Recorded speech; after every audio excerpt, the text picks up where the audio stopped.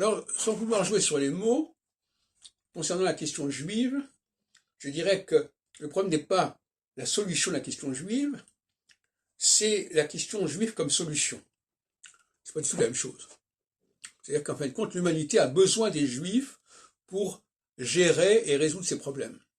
Donc c'est exactement l'inverse de ce que disait Herzl. Ce sont les autres qui sont le problème et les juifs qui sont la solution et non pas l'inverse. Les juifs sont nés, sont formés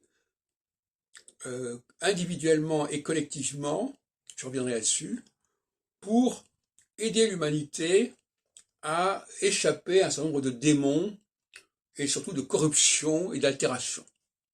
Altération du plan divin originel, altération des lois premières, souvent remplacées par des lois factices.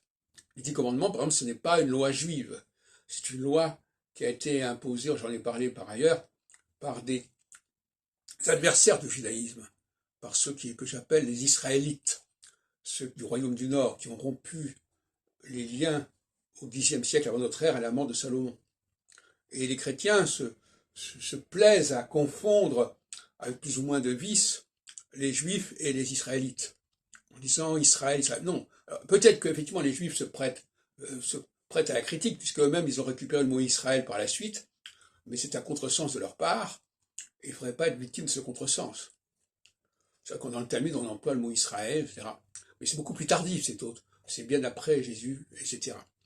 Donc normalement, on n'a pas à dire Shema Israël, écoute Israël. Ça, c'est quelque chose qui s'adresse aux adversaires du judaïsme et non pas aux juifs eux-mêmes. Bon, je ne reviens pas là-dessus. Donc, les juifs sont individuellement et collectivement des éléments essentiels de notre humanité. Individuellement, c'est-à-dire en tant qu'individu au sein d'un milieu non juif, et collectivement, quand ils sont rassemblés comme aujourd'hui dans un pays comme Israël, ils ne sont pas tous rassemblés, enfin il y en a quand même un certain nombre qui sont rassemblés, et là ils peuvent jouer un rôle important qui n'est pas le même. Un État ne joue pas le même rôle que des individus, bien évidemment. Alors le rôle de l'État hébreu, c'est effectivement d'exercer un certain pouvoir, une certaine autorité éventuellement. Ça pourrait se solder prochainement par une intervention d'Israël en Iran, par exemple. À ce moment-là, c'est un phénomène, c'est les Juifs en tant que collectivité, en tant qu'entité.